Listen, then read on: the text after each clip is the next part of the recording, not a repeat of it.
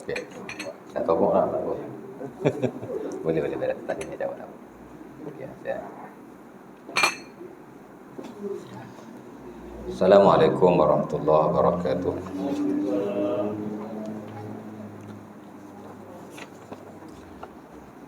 Innal hamdalillah nahmaduhu wa nasta'inuhu wa nastaghfiruh.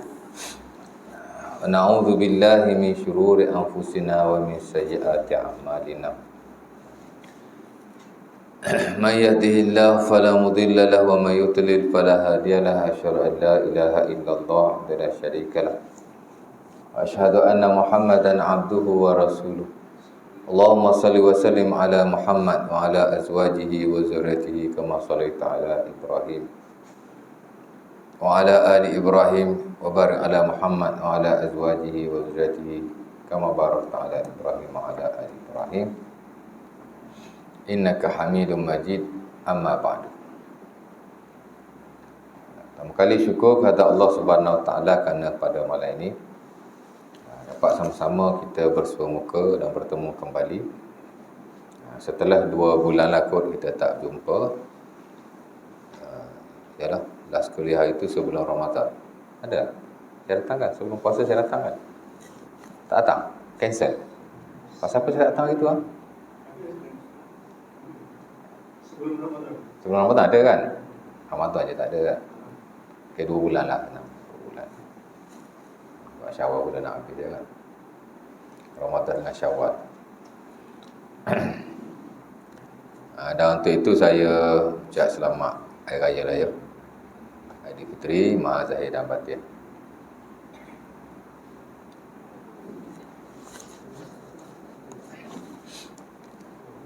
Dan kita pada kuliah yang lalu daripada buku ini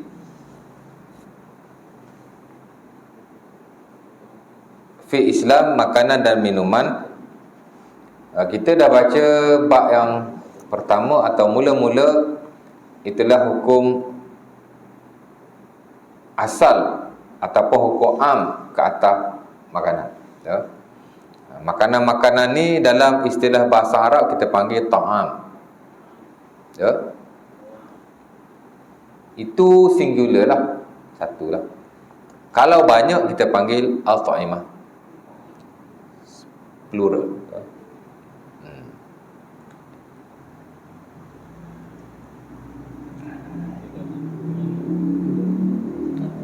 Apa-apa yang kita makan itu adalah makanan ya. Masalah kata food ya. Apa yang kita makan lah, makanan lah ya. Ta'am ialah apa-apa yang dimakan oleh manusia. Ta'am disebut ya. Kadang-kadang disebut sebagai makul, sama saja. Dalam fiqh kadang-kadang disebut sebagai ta'am, kadang-kadang disebut sebagai makul. Ta'am makanan, makul apa yang dimakan. Samalah, lebih kurang saja ya.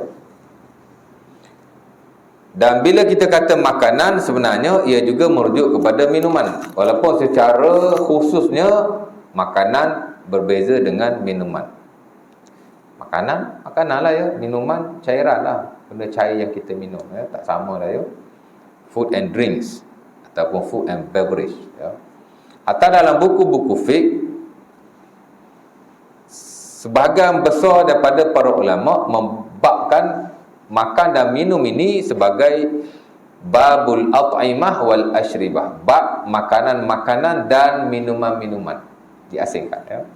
Walaupun secara amnya hukum makan dan minum ni sama saja, walaupun ada sikit sebanyak perbezaan. Ada beza tu ada. Makanan sendiri tak sama dengan minuman. Dan hukumnya walaupun sebahagian besarnya adalah sama. Adab makan sama je dengan adab minum. Kalau ada beza sikit-sikit ya, nanti kita akan bincang pada bab-bab yang di belakang nanti ya. Tapi cara amnya ada satu bab yang sama. Makan sama dengan minum ya. Ada perbezaannya, tapi cara amnya ia adalah sama. Kadang-kadang disebut sebagai kitab, kitabul at'imah wal ashribah, kitab makan dan minum, kitab makanan dan minuman ya. Apa beza kitab dengan bab, ustaz? Kitab ni makna bab yang besar lah ya. Sebab itu saya dapati para ulama lebih menggunakan pakai Kitabul At'imah wal Ashribah. Ya. The Book of Food and Beverage ataupun drinks, ya. Dia tak guna bab. Pasal makanan dan minuman ni adalah bab yang besar, di bawahnya ada bab-bab yang lain. Sama juga dengan kita kata sembahyang, puasa, zakat, haji, ya. Kita tak panggil babus solah, bab sembahyang. Kalau ada buku tulis bab sembahyang, mungkin buku tu hanya buku yang paling basic dan buku yang ringkas saja. Adapun buku-buku ilmu, para ulama tulis Kitabus Salat, kitab sembahyang. Kitabus Siyam, kitab puasa. Ya. Kitabuz Zakah, kitab zakat. Bahkan di awal-awal lagi kita panggil Kitabut Taharah, kitab taharah. Kenapa disebut sebagai kitab? Kitab ni kita senang faham buku lah. Ni buku kitab lah kan. Tapi bab ada dalam buku pun disebut sebagai kitab juga. Ya. Kerana kitab ni adalah bab yang besar, di bawahnya ada bab-bab yang lain. Kitabut Taharah, kitab bersuci. Kenapa panggil kitab bersuci? Kenapa tak bab bersuci? Kerana di bawahnya ada bab-bab yang lain. Kan? Dalam Kitabut Taharah ada tak kurang daripada 11 bab kesemuanya. Kitab Taharah itu the biggest title, tajuk yang paling besar sekali. Di bawahnya baru bab. Bab apa yang mula-mula? Babul Miyah, bab air. Kemudian babul Aniyah, bab bekas-bekas air. Dah air kena boleh bekas. Orang zaman dulu bekas air ni kadang-kadang daripada haiwan yang okey, kadang-kadang daripada haiwan yang najis. Kan? Dibuat bekas air daripada kulit anjing. Macam mana tu? Kan? Dibuat bekas air daripada kulit babi umpamanya, ataupun kulit haiwan-haiwan yang najis, contohlah ya. Jadi perlu dibincang. Dan begitu juga dengan bekas-bekas makanan. Kadang-kadang bekas makanan daripada emas, daripada perak. Macam mana tu? Ya. Kemudian datang babu qada al-hajah, bab qada hajat pula. Kerana Allah Ta'ala suruh solat, sebelum itu Allah Ta'ala suruh wudu atau mandi wajib, supaya kita mengangkat hadas yang kita ada. Sama ada hadas kecil atau hadas besar. Kalau hadas kecil, wudu je, okey lah. Kan? Kalau hadas besar, mandi wajib. Kena buat hal tu dulu, baru kita boleh sembahyang. Mana boleh kita sembahyang terus? Wudu tak ada. Kan? Kalau tak ada wudu, mana kita berhadas kecil? Of course lah kalau kita berhadas besar. Ya.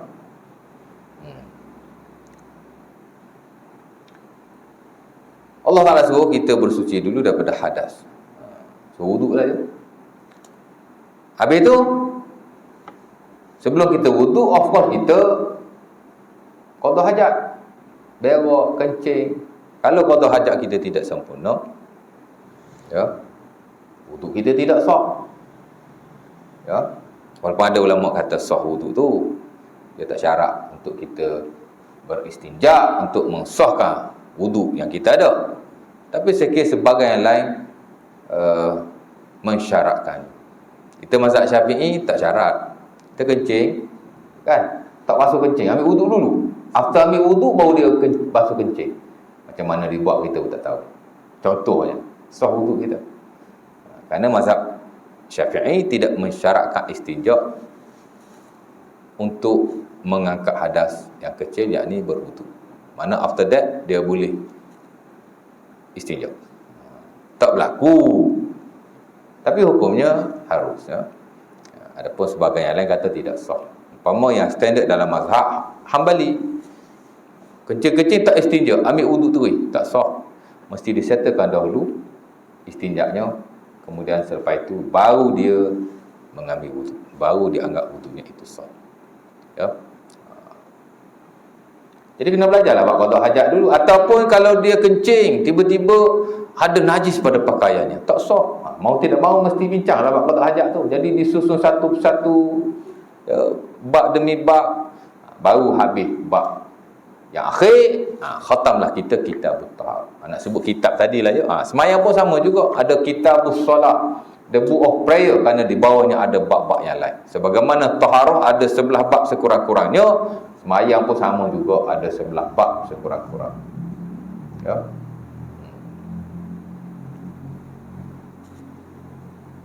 Jadi dalam bab makan minum pun, walaupun dia tidak ada dalam hak ewak ibadah, dia dalam hak ewak muamalah, hujung-hujung tu ada kitabul at'imah wal ashribah, dan biasa dia seiring dengan kitabul libas, kitab pemakaian.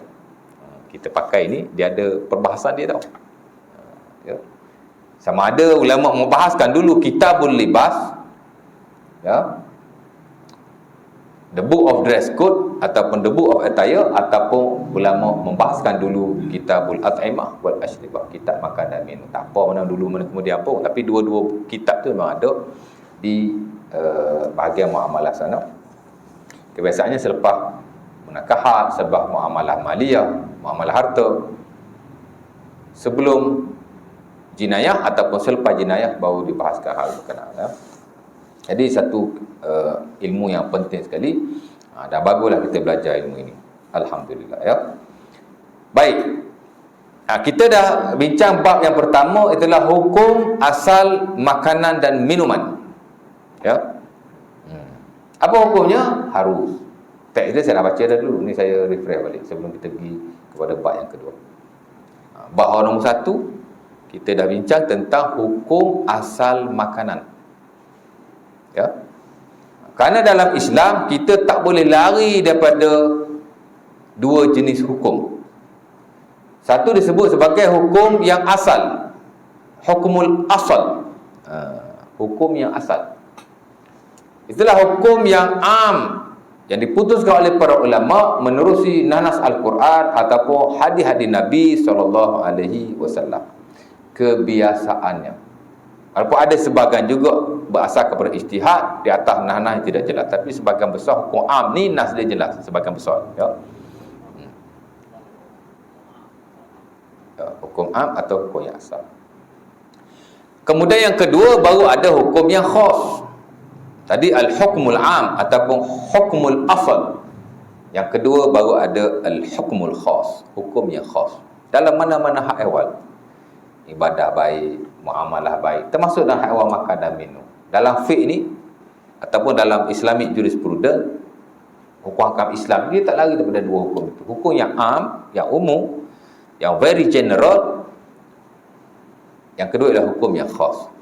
Hukum yang am ni, hukum itu telah diwartakan. Hukum yang khas ni diwartakan juga, tapi kadang-kadang ia melihat kepada keadaan, ia melihat kepada situasi, ia melihat kepada tempat, ia melihat kepada masa bahkan. Ya? Jadi berbeza-bezalah hukum itu. Ya? Contoh, apa hukum sembahyang fardu 5 waktu? Tuan-tuan akan kata wajib. Itu hukum yang am, hukum yang asal. Asal hukum sembahyang 5 waktu memang wajib. Tak ada orang kata haram, tak ada orang kata sunnah, tak ada orang kata harus, dan sama juga tidak akan ada orang yang kata makruh. Dalam kepala otak kita ni kita akan kata wajib lah. Sebab itu dia tergolong di kalangan hukum hakam yang disebut sebagai al-ma'lum fi din bid-darurah. Semua orang tahu. Semua orang tahu. Atau budak-budak pun tahu. Mazhab hukum wajib. Asal apa hukum wajib? Semua orang tahu. Orang tua lebih-lebih lagi lah kan. Non-Muslim pun tahu tuan. Ya? Ada toki lori, dia driver lori orang Islam. Kan? Dia benar lah. Driver lori dia pada waktu Jumaat, kalau nak berhenti semayang, berhentilah semayang. Kan? Tapi ada driver dia ni yang berhenti juga, tapi berhenti minum kedai kopi.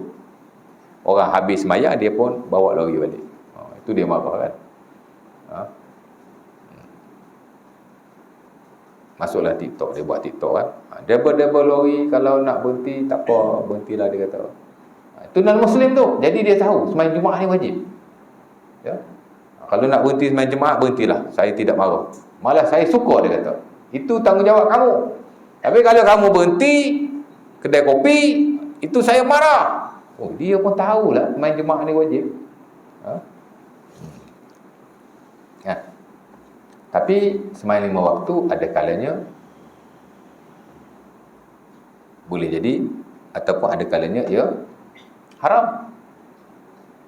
Perempuan yang haid, apa hukum sembahyang 5 waktu? Haram. Itu dipanggil hukum yang khas. Tak boleh kalau orang tanya apa hukum sembahyang 5 waktu? Haram. Kita jawab begitu. Sebab bila orang tanya secara am, jawapannya juga mesti yang am. Ambil hukum am tadi lah.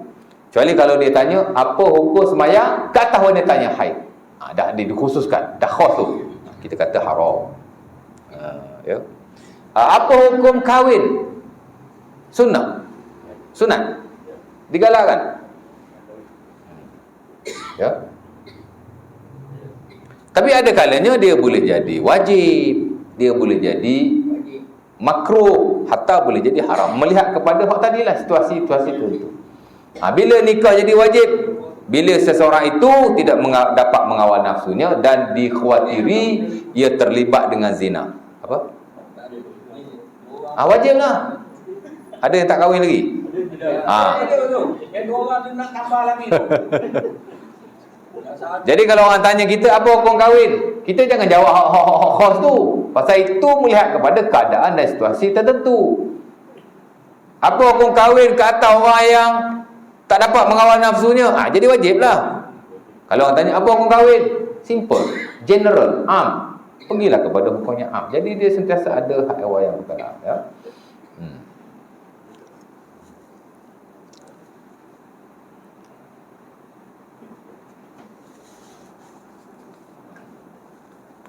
Macam semayang tadi lah. Semayang pun boleh jadi haram, tuan-tuan. Contohnya, kita tengah nak semayang, tiba-tiba kita nampak orang yang perlu diselamatkan. Di mana kalau kita tak selamat, mati dia, contohnya.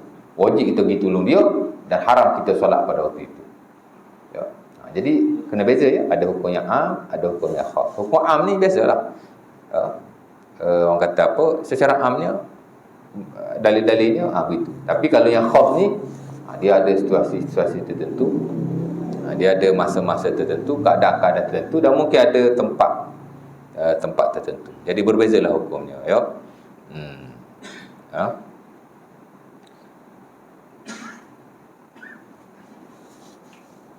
Kahwin menjadi haram ke atas wanita yang belum habis iddahnya.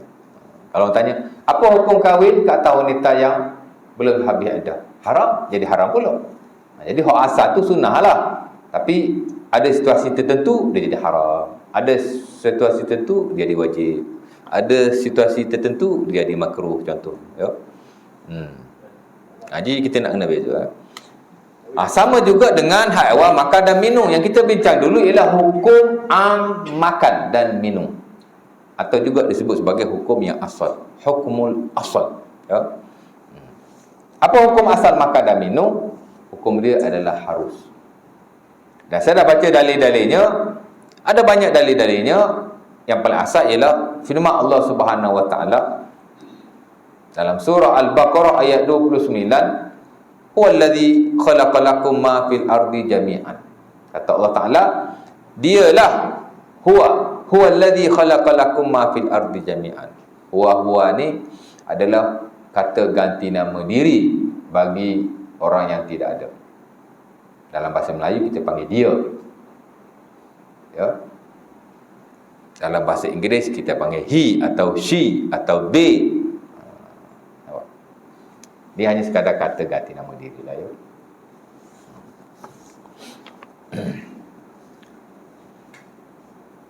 Ada golongan dia kata hu ni nama Allah, lepas tu dia zikir hu. Hu bukan nama Allah, ya. Walaupun dia ada dalam Quran. Allah Ta'ala pun panggil syaitan hu, takkah hu nama Allah pun? Zikirlah dengan zikir-zikir yang ada dalam syarak, ya. Quran, hadis Nabi, ya. Baik, balik pada yang tadi.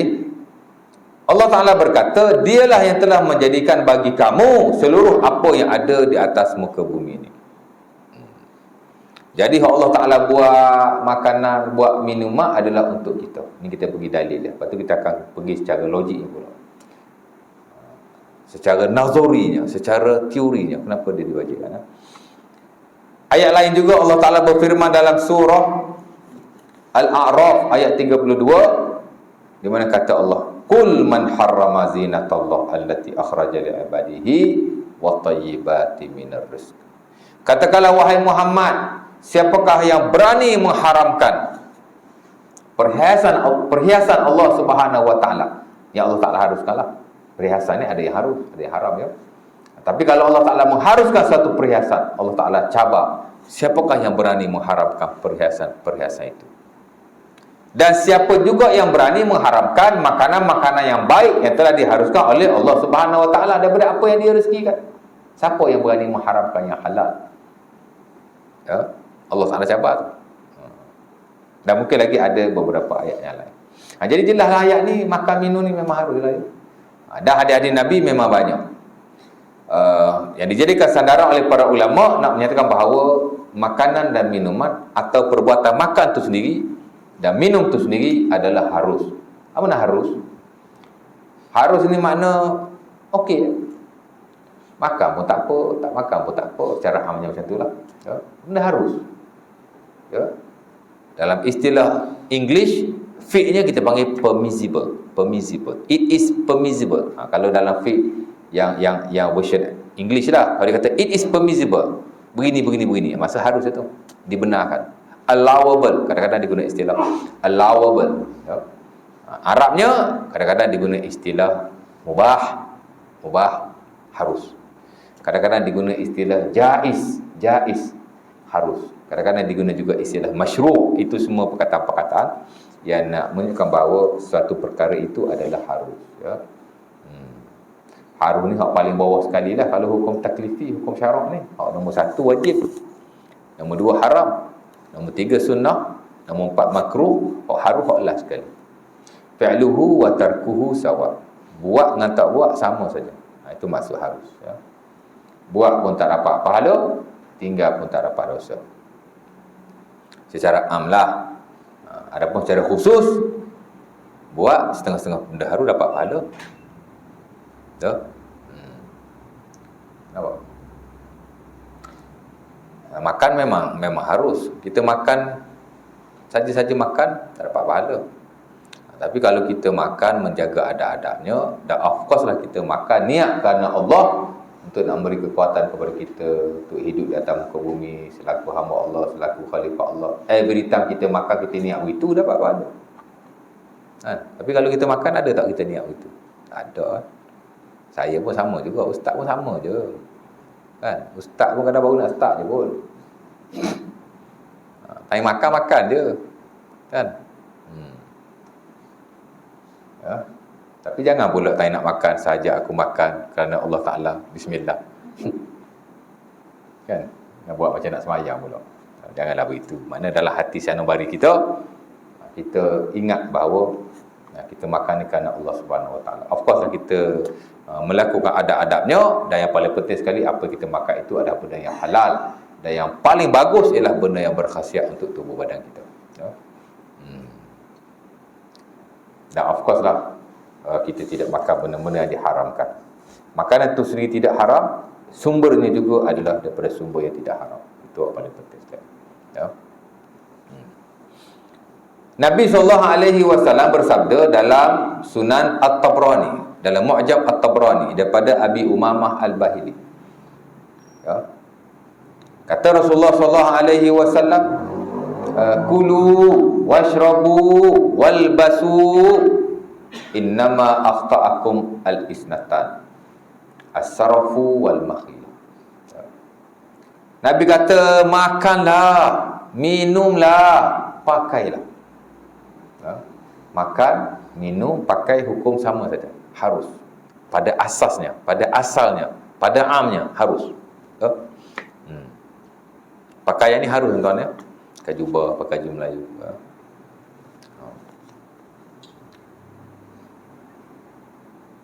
Ini adat, pakaian ni adat saja ya.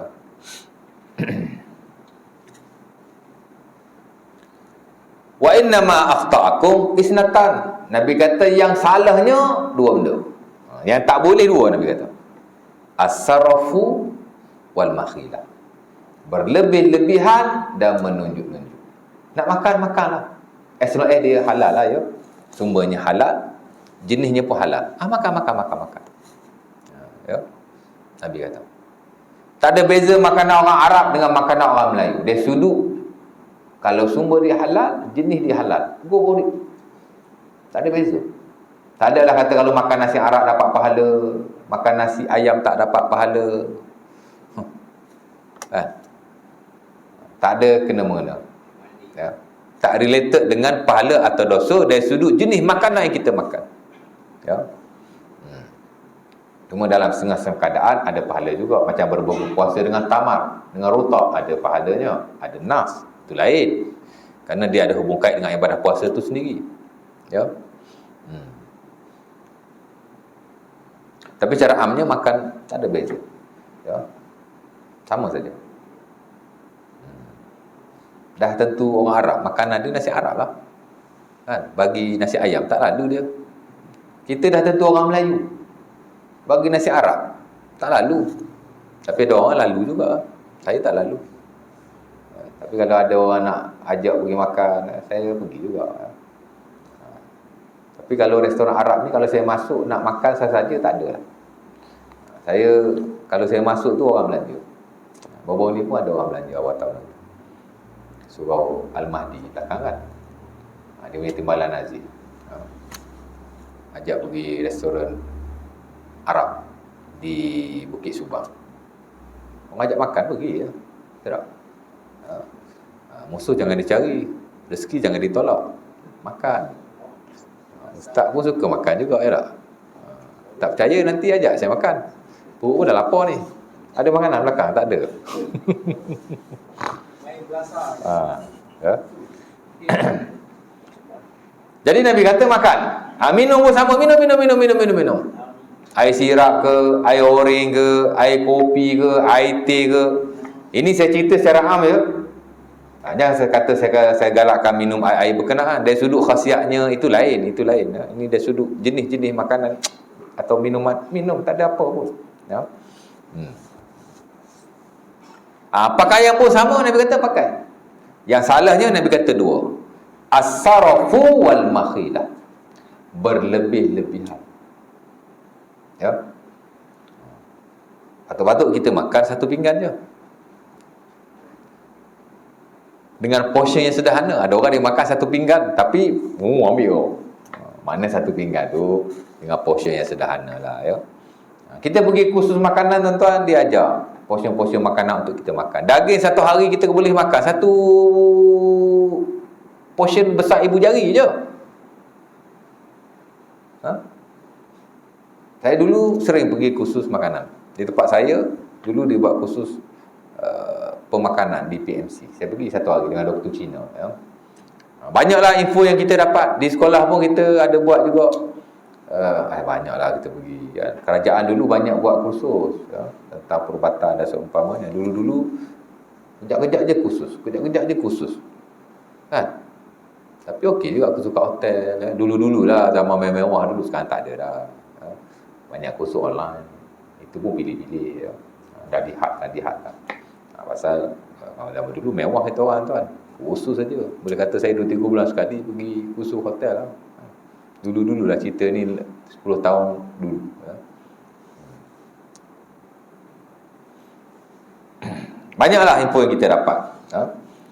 Macam di PMC yang dibuat dulu, saya pun dah lupa yang saya kongsikan. Satu hari tuan, pagi sampai Zuhur lah. Tak ada sampai petang, sampai Zuhur lah.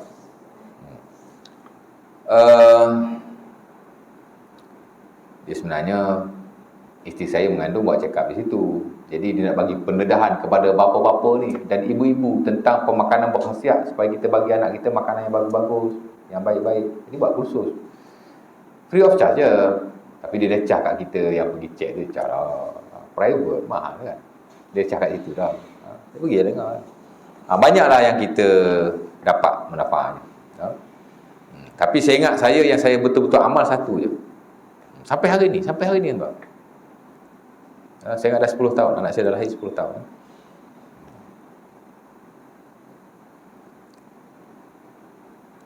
Sebelum doktor tu nak cerita tentang buah-buahan lah, kebaikan buah-buahan ya. Dia baca kata-kata hikmah dulu. Kata dia, 1 apple a day can take your doctor away. Makan sebiji apple satu hari akan menjauhkan diri kamu daripada doktor. Mana kamu takkan sakit, insyaAllah. Akan sihat. Daripada waktu itu saya memang makan apple. Saya tak makan apple, saya buat jus. Sampai hari ni, hari-hari saya akan minum jus apple. Tapi bukan kat kedai lah. Kat kedai mahal, dah campur gula lagi. Mana sihatnya? Buat sendiri kat rumah lah. Masa rumah saya kebiasaannya, saya kalau pergi pasar raya, pergi kedai, saya akan beli buah apple. Kemudian rumah saya blender lah, 2-3 hari sekali blender masuk lancar kan. Dan hari-hari saya akan minum sikit-sikit. Sakit-sakit juga, bukan tak sakit. Tapi ada sudut perubatan, dia boleh menjamin kesihatan lah ya. Itu saya amal lah. Orang lain tak tahulah amal tidak, tapi waktu saya amal sampai tu ya.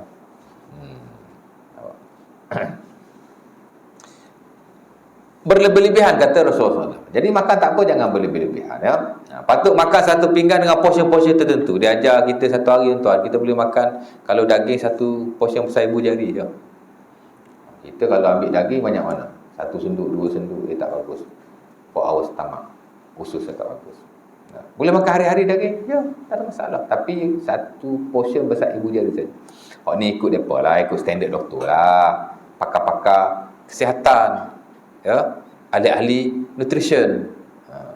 Kan? Apa ustaz makan saya ibu jari benda? Dia yang cakap itu. Ya. Dan dia ada dia punya hierarki dia. Maknanya dalam satu pinggan, dalam satu dish, yang paling banyak yang kita perlu ada ialah buah-buahan dan sayur-sayuran. Ya. Nombor 2, sumber-sumber protein seperti ikan, seperti daging, ya, ayam. Lepas tu baru nasi. Dia ada dia punya tu ya. Cukup lah. Ya. Kalau kita makan tapi tak adalah kita nak makan macam tu, Allah nak kenyang apa kan makan, okey lah ya, makan je lah. Tapi janganlah sampai makan banyak kerana ia akan memudaratkan. Dan Rasulullah SAW sendiri dalam hadis yang sahih, antara dalam hadis Bukhari ataupun Muslim daripada Miqdam, di mana kata Rasulullah SAW, ma mala'abnu Adam wa'an syarra min batnihi. Tidak ada suatu bekas yang diisi oleh anak Adam yang lebih buruk daripada perutnya sendiri. Ya.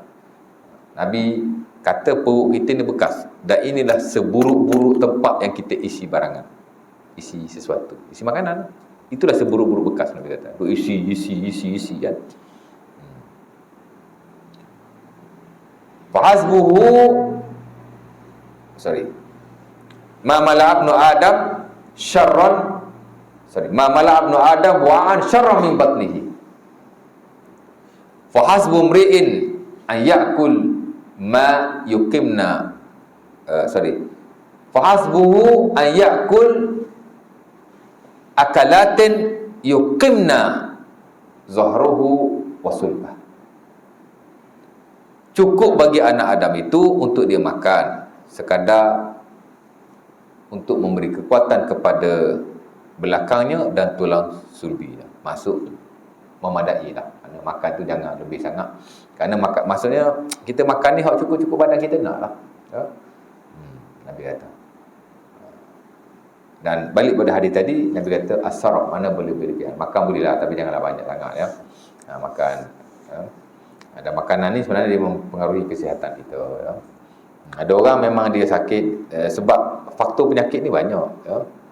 Saya masalah spine dengan bone degeneration, tulang belakang dengan tulang-tulang saya dia macam tulang orang tua lah kita kata. Tapi bukan sebab makanan. Sebab saya trauma effect dia panggil, kemalangan. Dulu kemalangan jatuh. Jadi dia ada banyak sebab orang sakit ni. Tapi sebahagian besar daripada sebab penyakit ialah makanan. Apa yang kita makan, apa yang kita minum. Orang yang kawal makan dan minum dengan cara yang baik, tidak boleh berlebihan, makan yang berkhasiat, insyaAllah dia sihat, insyaAllah ya. Baik, jadi dia kata as-sarafu, berlebih-lebihan. Dan sebenarnya bukan hanya dalam hak haiwan makan dan minum kita tidak digalakkan berlebih-lebihan, dalam hak haiwan yang lain ya. Walaupun tidaklah semua berlebih-lebihan itu haram, kadang-kadang makruh saja ya. Macam kita ada benda melebihi daripada apa yang sepatutnya kita miliki atau yang kita gunakan, makruh, ya. Patut-patut kita ada baju untuk kita pakai, mungkin untuk kerja, satu hari satu baju, banyak ni je kan. Mana ya, tapi kita ada baju banyak dalam almari, asal pergi pasar raya dia beli, pakai tidak. Kadang ada satu baju kita pakai, kadang-kadang ya. Nah, itu dipanggil berlebihan yang makruh. Tidak haram memiliki pakaian yang banyak, sehingga ada orang yang banyak sangat pakaian ini tidak digunakan. Orang kata esok-esok pakaian ini akan tanya kau tu, pasal apa kau tak guna kan, nanti dia azab. Wallah ta'ala alam. Saya tidak ada nak seumpama itu. Dan para fuqaha menyatakan bahawa jika kita memiliki sesuatu yang kita tidak sepatutnya ataupun yang kita tak perlu pun, dia masuklah konteks lebih, maka ia adalah makruh, ya. Atau kalau kita lihat hadis Nabi SAW, umpama dalam sunat Abi Daud, bilik pun Nabi suruh buat ngam-ngam aja. Nabi kata firashun lizawj, firashun lil ahli, firashun lil dhaif, warabi' lisyaitan, atau kama qala. Ni bila kita bincang dalam bab berlebihan lah. Nabi kata satu bilik untuk suami isteri, satu bilik untuk keluarga, yakni anak-anak, satu bilik untuk tetamu. Bilik keempat itu adalah syaitan, tempat duduk di syaitan. Bukan tempat duduk syaitan, Nabi kata lis syaitan, untuk syaitan. Jadi sebagai ulama kata kalau bilik tu kosong, memang syaitan duduk di situ. Tapi sebagai yang lain mengatakan bahawa bukan begitu, ya. Untuk syaitan maksudnya membazir, bilik tak guna kan. Jadi buat betul-betul ikut keperluan kita. Kita perlu pakai satu kereta, kita pakai satu kereta lah. Kalau kita patut pakai satu saja, kita beli sampai 3-4 kereta untuk bayar bulan. Memang kita ada duit, tapi melebihi daripada apa yang kita perlukan, maka ia masuklah konteks membazir dan dia adalah makruh di sisi majoriti, ya. Pakaian kita, ya. Ya.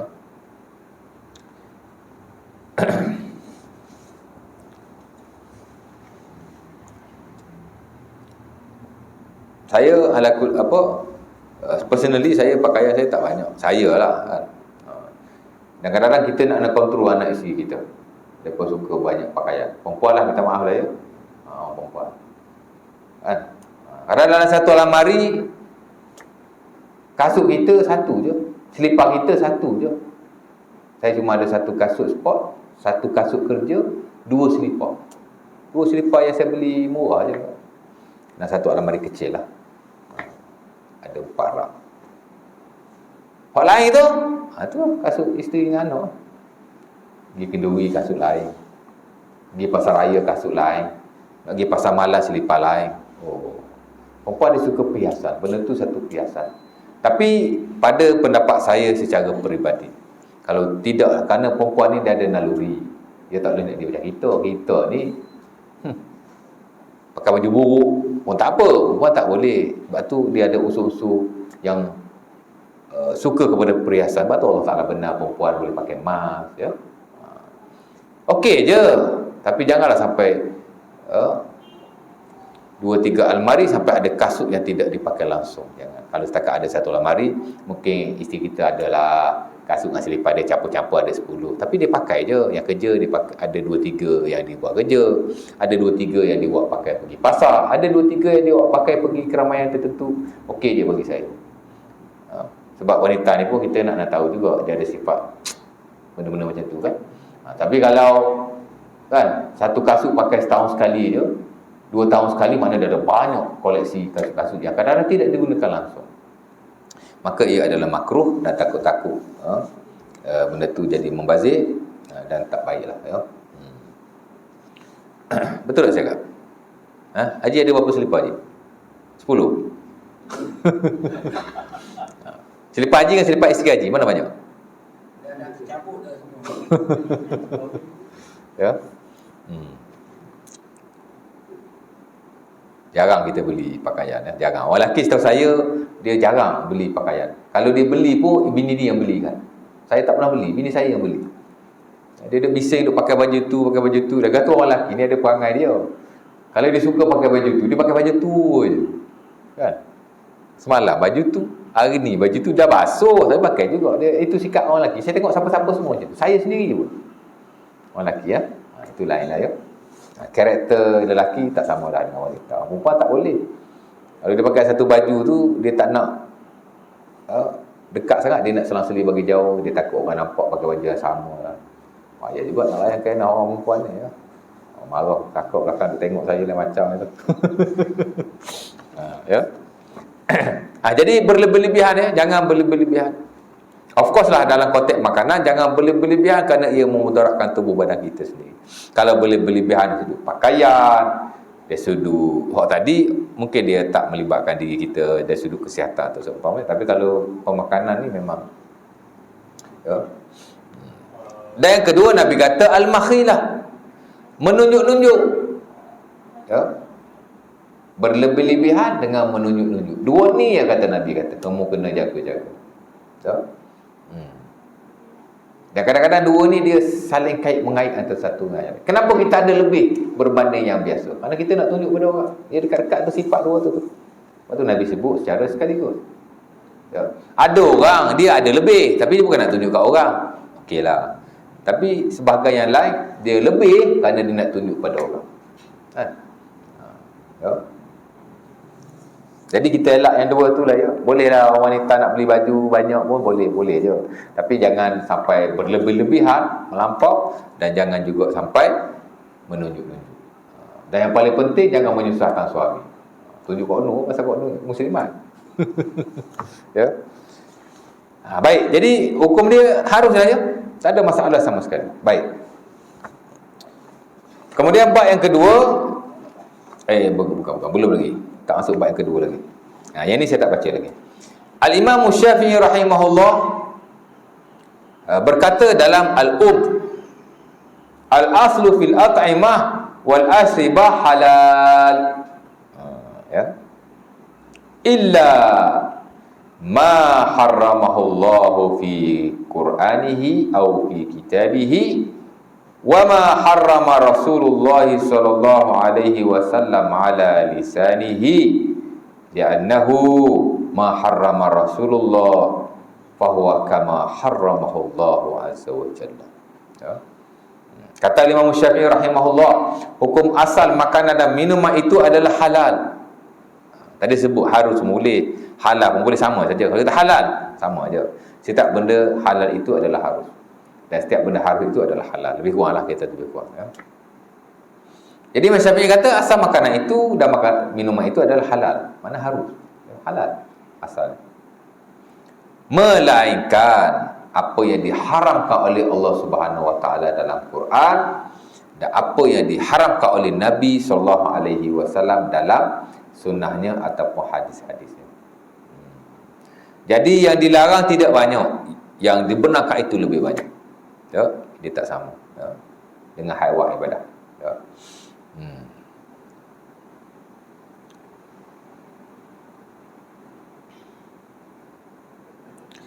Dalam Quran Allah Ta'ala larang makanan ni tuan-tuan 11 saja. 11. Ada berapa ribu, malah saya ingat juta pun makanan di atas muka bumi. Betul tak? Orang Melayu saja ada berapa makanan? Tak terkira. Unaccountable. Orang Arab kata ghair ma'dud. La yuhsa, tak boleh nak hitung. Tapi yang dilarang oleh Allah Subhanahu Wa Taala dalam Quran hanya 11 sahaja. Minuman atas muka bumi ada berapa banyak? Banyak kan? Orang Melayu saja ada macam-macam jenis air. Tapi yang dinaskan oleh Allah Subhanahu Wa Taala dalam Quran hanya satu saja, itulah arak. Arak. Itu dalam Quran lah.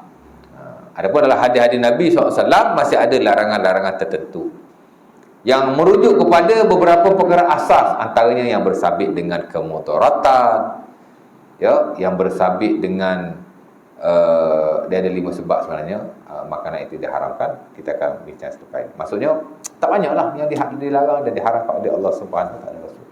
Ya, sebab itu kita kata hukum asal dia harus. Ya. Melainkan yang diharamkan atau dilarang oleh Allah Subhanahu Wa Taala dalam Quran ataupun hadis Nabi SAW dalam sunnahnya. Ya. Walau bagaimanapun, inilah Jika kita ragu terhadap sesuatu status makanan atau minuman itu, maka lebih baik kita meninggalkannya. Tapi tidak wajib. Ya? Kita tak tahu benda ni halal ke haram. Contohnya, hukum asal halal, maka go for it. Ya? Tapi saya kira majoriti para ulama menggalakkan supaya kita meninggalkan makanan-makanan yang syubhah, minuman-minuman yang orang kata apa? Tidak diketahui statusnya. Dia sepatutnya tuan-tuan, makanan dan minuman ni tak payah letak cok halal. Hak haram tu kena letak cok haram. Sebab asal hukum makan ni harus. Selagi tidak ada cok haram, kita boleh makan. Tapi dia kerana hari ni, kerana ada banyak isu-isu yang timbul bersabit dengan hak ehwal pemakanan dan peminuman. Dan ia adalah satu benda yang global. Ya. Jadi nak kena ada cop halal, nak kena ada cop juga non halal. Okey. Ya. Ini bergantung kepada pentadbiran dan pengurusan penguasa sesuatu kawasan. Dia nak buat begitu. Okey je. Tapi asal-asal makanan dia harus, maka tak perlulah dilabelkan. Tapi hari ni kena label lah. Keadaan tu tidak sama, ya. Dan sebaik-baiknya bila kita nak mendapatkan satu makanan, kita tengok labeling dia dulu. Halal ke tidak halal. Of course lah kita pakai label halal JAKIM. Dan selain daripada label halal JAKIM, ada berbelah-belah lagi label halal luar negara yang diiktiraf oleh JAKIM. Tuan-tuan nak tahu, tuan-tuan tengok dekat laman web JAKIM lah, ya. Saya ada juga beli produk kesihatan daripada Australia. Ni cerita dululah. Saya ingat last 7 years. Ya. It's a good product. Satu pil RM25. Satu pil RM25. Satu botol RM1,300. Ada 60 pil. Ya. Dia barang mahal tu berkualiti lah. Tapi kita pula tak mampu. Ya tak? Sebotol 60 biji RM1,300. Satu set ada 10 botol, lebih kurang dalam masa tu RM11,000. Sekarang dia dah RM14,000 macam tu lah. Saya sempatlah beli sebotol 2 kan.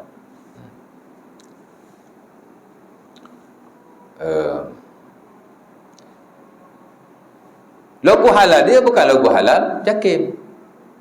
Tapi logo halal Australia diiktiraf oleh Malaysia. Kita pergi sembelih lembu kat sana, ya tak? Ada logo-logo halal tertentu yang diterima oleh JAKIM, maka boleh, ya. Itu zaman hari ni memang macam tu. Kalau ikutkan tak perlu, tapi kerana keadaan, ya. Dan dia termasuk dalam istilah usul fiqh kita panggil masalah mursal. Macam hari ni lah tuan-tuan, nak kahwin dia wajibkan kita pergi kursus, ya tak? Kalau ikut dalam syarak, nak kursus-kursus apa, tak perlu. Tak ada dah rukun nikah, tak ada lah syarat nikah. Kan? Ini duk tambah lagi, wajib kursus kahwin. Satu hari ni kalau nak tambah cawangan pun, kena ada CJ kursus kahwin. Katanya lah, saya tak tahulah pasal saya tak tambah cawangan lagi. Ya. Belum lagi lah. Niat di hati tu ada, tapi belum lagi.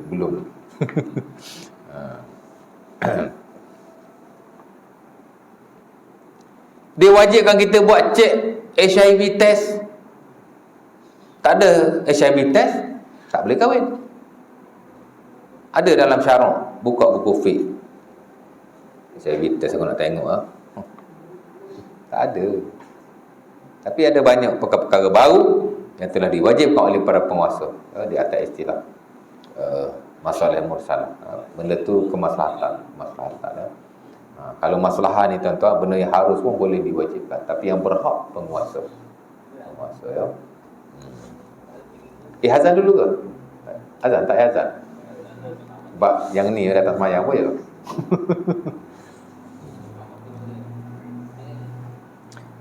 Saya surau, bagi saya okey je tak azan pun. Tapi kalau masjid sebaik-baiknya azan lah. Tapi kalau surau tu nak azan, okey je. Kalau dah kata tak ada azan, kita proceed lah. Saya nak habis yang ni, yang ujung ni, yang Imam Syafi'i kata tadi. Dah habis Imam Syafi'i yang ni, yang kata tadi apa? Asal makanan itu harus. Kalau kita syok kepada status makanan, dia berbalik kepada hukumnya yang asal itulah harus. Haram ke halal lah benda ni, tak ada cop lah. Harus. Dan sudut syarak. Kalau kita makan tidak berdosa insya-Allah. Tapi sebaik-baiknya ditinggalkan. Tidak wajib, tapi sebaik-baiknya ditinggalkan. Kerana Rasulullah SAW meninggalkan satu makanan yang baginda khawatir ia adalah benda yang dilarang. Rasulullah SAW berjalan, diriwayatkan Sahih Bukhari daripada Anas bin Malik dan juga Abi Hurairah. Dia berjalan, tengok buah tamas biji. Dia tak ambil. Dan dia berkata, laula anni khasyitu annaha minas sadaqah la akaltuha. Ada berlaku dalam nota ni. Kalaulah tidak aku takut ia daripada zakat. Sedekah di sini maksud zakat. Kerana dalam Quran dan hadis Nabi bila sebut sedekah, dia ada dua maksud. Kena melihat kepada konteksnya. Kadang-kadang merujuk kepada sedekah biasa, kadang-kadang merujuk kepada zakat. Dalam konteks ni zakat. Nabi kata, jika aku tidak takut ia adalah daripada zakat, nescaya aku akan memakannya. Sebab Nabi SAW dan keseluruhan Ahlul Bait adalah orang yang dilarang memakan zakat. Dia tak boleh ambil zakat. Sebab itu kita belajar, orang-orang dilarang mengambil harta zakat. Ada 5 sekurang-kurangnya. Ya? Salah satu ialah Ahlul Bait, ahli keluarga Rasulullah SAW. Baginda sendiri, anak cucunya, isteri-isterinya sampai hari kiamat. Ya? Jadi kalau siapa yang mengaku dia keluarga Rasulullah tu, ya, dia tak boleh ambil zakat. Tapi kalau dia ambil zakat juga haram, ya? Ataupun mungkin dia bukan Ahlul Bait, hanya dakwaan sahaja. Ada.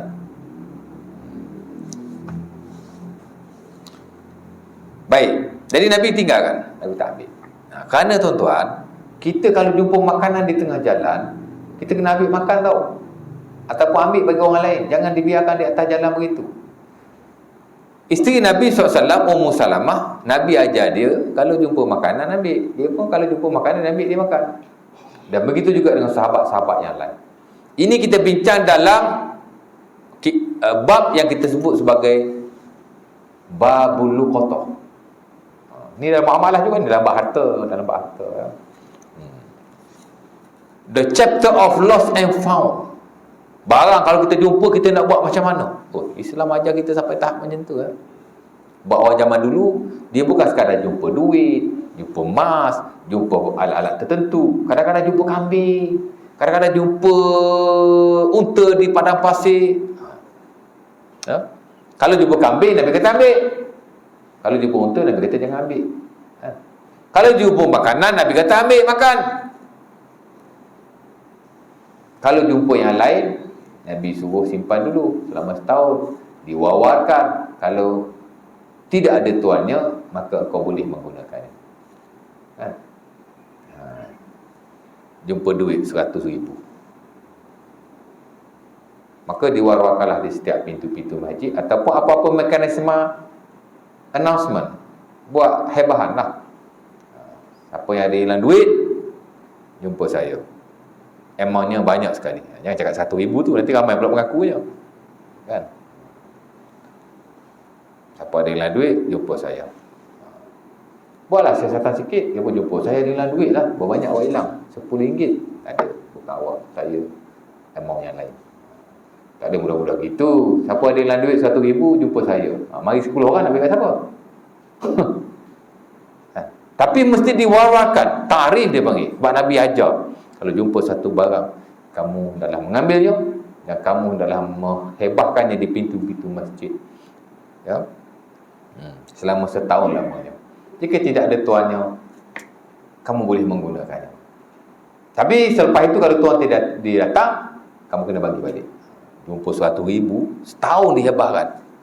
Masuk televisyen, masuk radio, masuk surat khabar. Tak ada orang mengaku.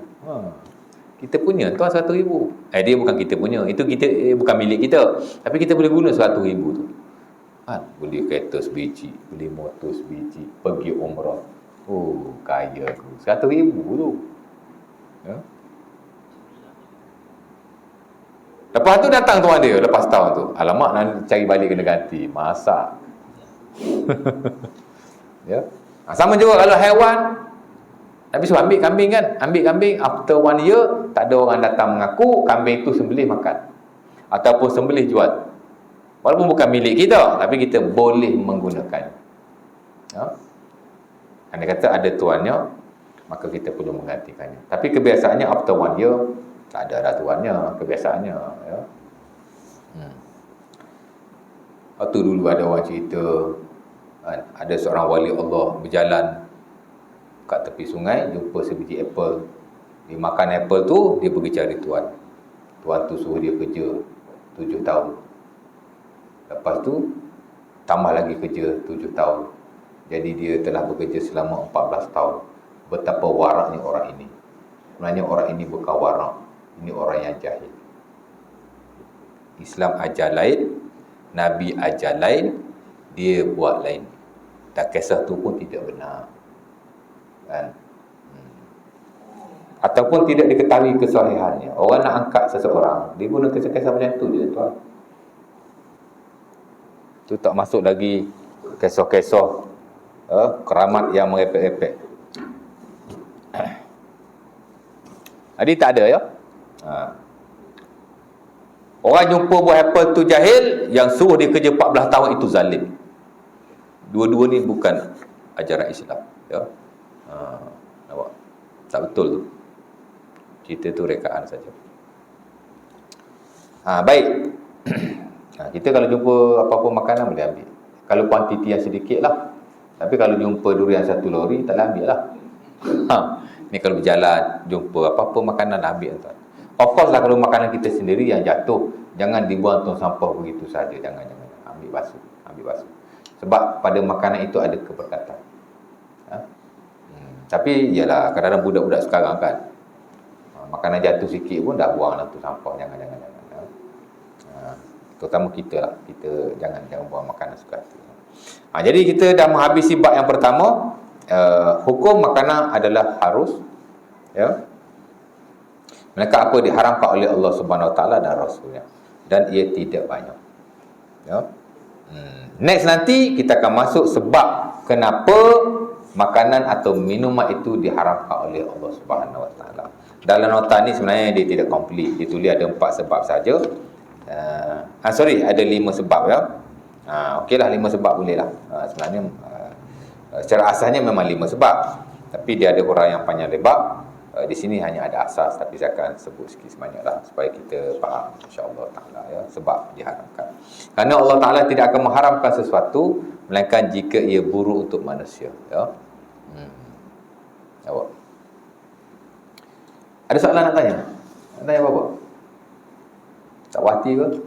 Nak bantah ke? Ya, ada soalan? Tak ada soalan? Tak ada soalan, mana telah difahami kesemualah insya-Allah taala. Aku liqauli hadza, assalamualaikum warahmatullahi wabarakatuh. Kita tangguh majlis kita dengan tasbih kafarah dan surah Al-Asr.